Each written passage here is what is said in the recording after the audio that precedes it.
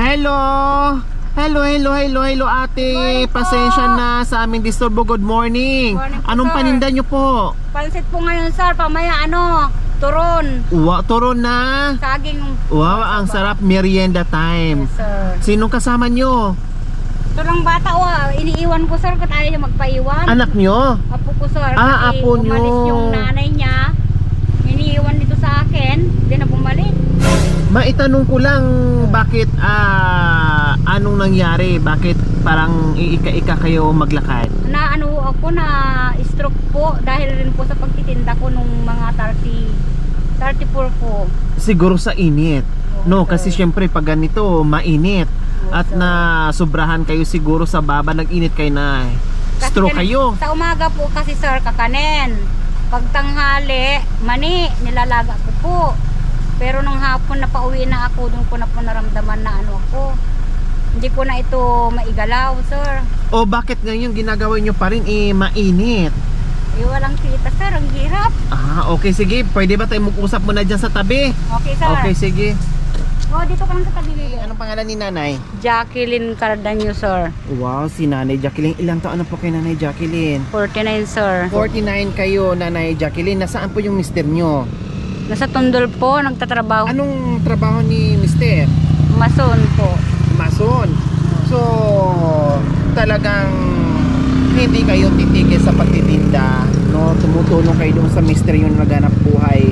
Kahit stroke patient na kayo, pero tuloy-tuloy pa rin po kayo. At may akay-akay pa kayong apo. Bakit nasaan yung magulang? Yung pong ama niya, construction worker po rin. Magkakasama sila ni papa niya. Tapos, si misis niya, Iniwan. Ay, ang paalam po niya sa akin. iniwan ng nanay. Ang paalam po niya sa akin, mang, sabi niya.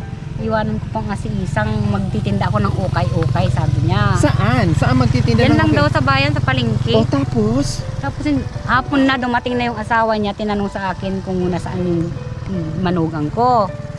Ay ngayon, sabi magtitinda ng ukay-ukay, hindi na umuwi kako sa kanya. Tapos nung tiningnan ng anak ko yung wallet niya, wala na yung pira, dinala ng asawa niya. Tumakas, kumbaga lumayas. Mm-mm. Hindi nagpaalam ng maayos. Ang sabi lang ay magtitinda ng ukay-ukay. ukay-ukay dahil lang pala niya yun. Tapos, Pumayag naman ako, siyempre hanap buhay rin yun. opo, tapos ilang taon na yung bata?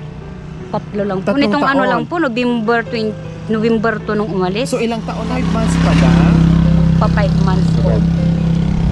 Oo, tapos walang kontak? Hindi niyo po talaga alam kung saan na? Madam. Ilan po ang anak na iwan? Ito lang po, Isa madam. lang. Babae pa naman. Wala rin akong anak na babae, madam eh. Puro sila lalaki, 3.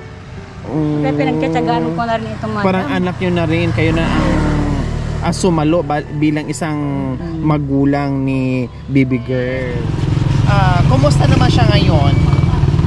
Ay, stress din siya nung kaalis lang ng asawa niya. Stress na stress? Bakit stress? Kasi iniwan siya. Sa tingin mo ba, ano ba ang pagkakamali ng anak mo o ano bang nagawa sa anak mo doon sa manugang mo? Bakit nilayasan na walang paalam? Nag-away sila? Ano ba? Ko madamot ka, sabi nung manugang. Nag-aaway sila minsan. Pag may kita si anak mo, hindi nag-iintriga doon sa manugang. Siguro, kasi yung narinig ko, madamot ka, sabi niya. Baka hindi nga Pag nag-aaway sila, narinig mong madamot ka, sinasabihan yung anak nyo. Hindi naman naglalasing yung anak mo na mo. paminsan-minsan lang, sir. Paninda niyo po, nanay. Pansit po. Ay, po, kahapon, turon. O, ngayon yan. Pamayang hapon, turon pa rin. Ang ito, pansit. Ito po yung paninda ni nanay Jacqueline. Ayan, pwedeng pang ulam, pang merienda, pang breakfast. Ayan, wow, ang sarap naman, mainit-init pa, bagong luto. So, ibig sabihin, kayo pa nagluluto nito, Ate Jacqueline. Yes, madam. Matagal na po kayong naging vendor? Kasi sabi nyo, 34 madam. years old kayo noong una nyong pagtitinda. Nung At na-stroke kayo ako. noon dahil syempre mainit. lalakbayin mo yan. Susuyurin mo lahat ng mga eskinita. Lahat ng may bahay na pwede mong ialok yung paninda mo. Yes, So, madam. na-stroke kayo, siyempre may maintenance kayong gamot. Yes, madam. Oh, nagiinom kayo ngayon. Ay, nakalimutan ko ngayon bumili dyan sa parmasya. Oh, Losartan. mainit. Lalo na ngayon, mainit na mainit. At yun ang kalaban ng high blood. Diba? Hindi ba kayo natatakot na baka mamaya masubrahan na naman kayo sa init tapos atakihin na naman kayo at meron pa kayong alagaan na apo, Nanay Jackie? Yun nga po Kahirap ng buhay. Ha? Ilan po ba ang anak nyo? 3, sabi nyo. Puro lalaki. O, sino ang madam. kasama nyo sa bahay? Asawa ko. O, sawa mo tapos apo mo. O, 3 na lang kayo. O, pwede na sana yung mister nyo na magtatrabaho. Kaya na kayong pakainin nun. Yun lang nga, madam. Diba? May yung May umiinom. umiinom? Sabayan rin siyang uminom. Baka... Kung minsan nga, madam, talagang naiinis na ako. Pati Oh. ako, nakikinom na rin. O, diba? Sabayan nyo. Tapos, nung sinabayan nyo, 2 na kayo lasing. Tapos wala mag-alaga dito, patay O, nung sinabayan nyo, anong nangyari? Wala. Nalasing kayong 2. Hindi kontrolado lang ako, madam naman, kasi siyempre may alaga, Oh, hindi yung tama. Okay lang sana mag-iinom. Wag lang sobrang maglasing. At saka naghanap buhay para i-priority yung pangangailangan sa araw-araw. Ika lang kayo titigil yung bote nga yung stroke nyo kahit paano nakakalakad kayo. Ano po ako, Paano pag nasubrahan nga yung hindi na kayo makalakad, kundi lalong problemado, sabihin nyo sa asawa nyo na hindi na ako magtatrabaho, bantayan ko na lang yung apo natin, ikaw na lang, kayang-kaya nyo na kaming pakainin. Baka mamaya ma-stroke ako uli. O di ba? Kasi yung iba ma-stroke 1 beses, 2 beses, 3 beses, 4 na beses, 5 beses. O, pang-anim doon na pala matuluyan. O kundi wag Ano, naman sana unang kasi stroke? meron pa kayo. Unang stroke po ito, Okay, sige. Napakasipag ni Nanay Jackie sa umagang ito. No, meron kaming surprise kami sa inyo. Okay, pasok mga Rebelyos.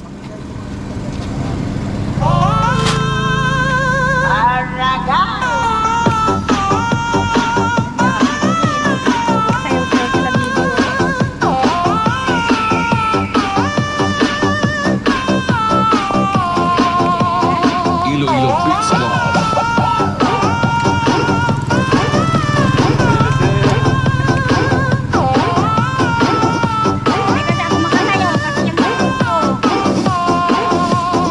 Team Rocket.